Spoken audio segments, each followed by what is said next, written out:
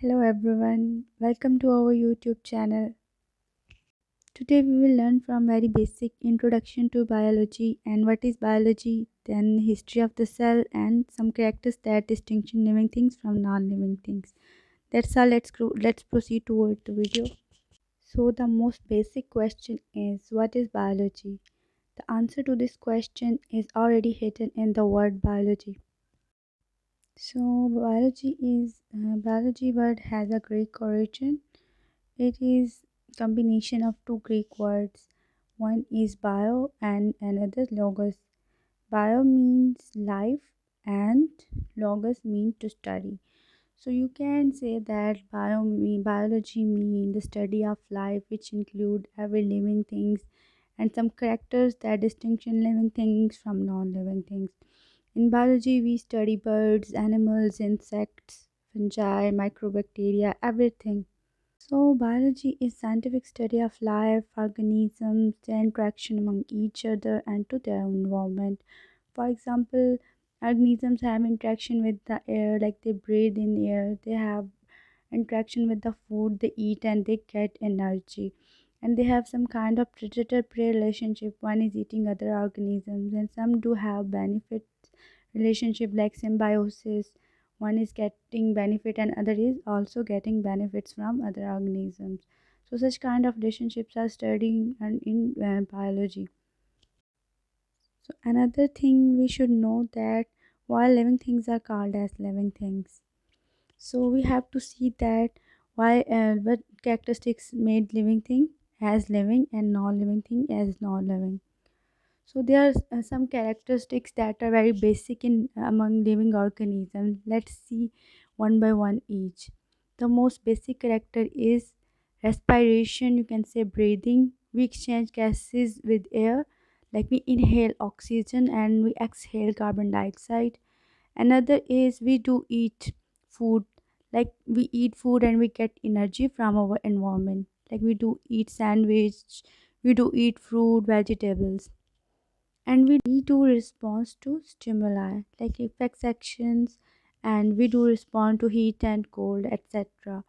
Another most basic characteristic is we do maintain internal constant internal environment. For example, we do have a constant body temperatures, and when it fluctuate we get fever and etc, such kind of things.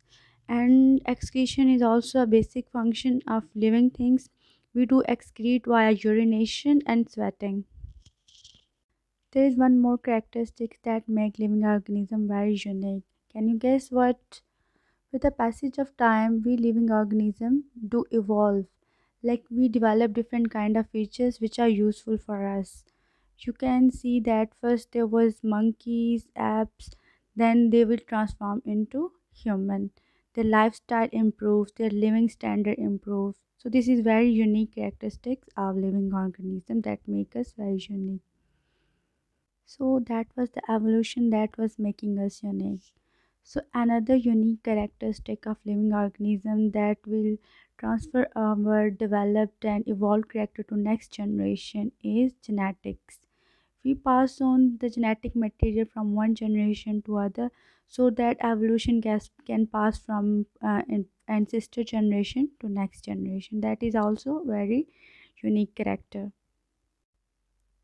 Another very fascinating characteristics of living organisms are that they can have offsprings, they can procreate, and they transfer their DNA and genetic materials from parents to their offsprings. So another more useful character is we can grow in size. Whenever we are born, we are small in size, and with the passage of time, we grow in size, we develop, we become adult, and we can then procreate. So this is also another very useful characteristic that make us living. So that was the all characteristics of living organism. So to study biology, we have to divide it into different disciplines to easily study everything in detail. So when we study plants, it would be botany, in which we will study all the details about plants. So when we have to study animals, we have to open the book zoology. that is another branch of biology, and another branch that will deal with the microorganism is called as microbiology. So these are all main branches of biology. There are some others also. Do you know how can we construct buildings, houses, or bridges? Can you tell me what is the basic unit to build the house? Yes, exactly. They are bricks which we can use to construct the houses. And we can say that these bricks are the building blocks of houses and constructions.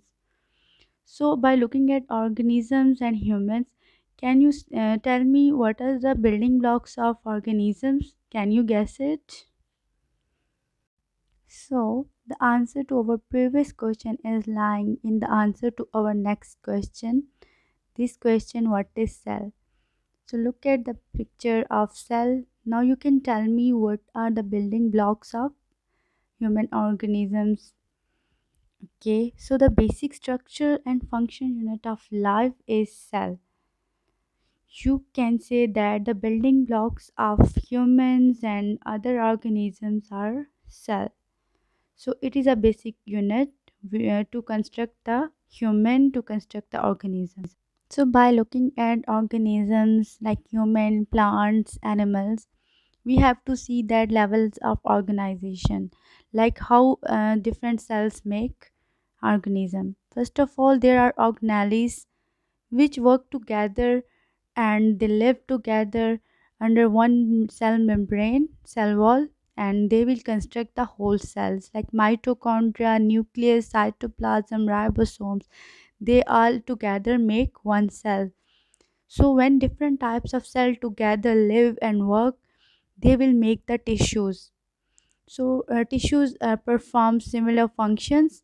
So when different types of tissues performing different functions come together, they will start forming organs that will perform some function with a great efficiency. So different kind of organs when work together, they will form an organ system. Like a digestive system have stomach, liver, intestine, mouth, some glands. And when different organs work together, they can construct a whole organism. And that are the levels of organization in biology. So after studying introduction about cell, we have to study history of the cells. Can you notice the honeycombs? They have something to do with the history of cells. Can you tell me what it is? Just look at the honeycombs and think about that. So there was one scientist, his name was Robert Hooke.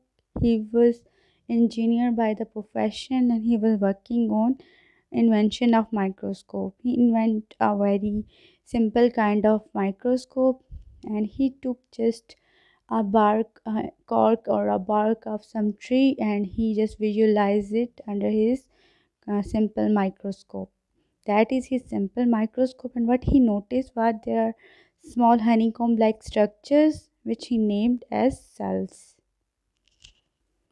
So in our next video we will see that how he named these compartments or honeycomb like structure as cell. So in our next video, come back again to watch that video. We will see and study further. Do subscribe and like our channel. Thank you for watching the video.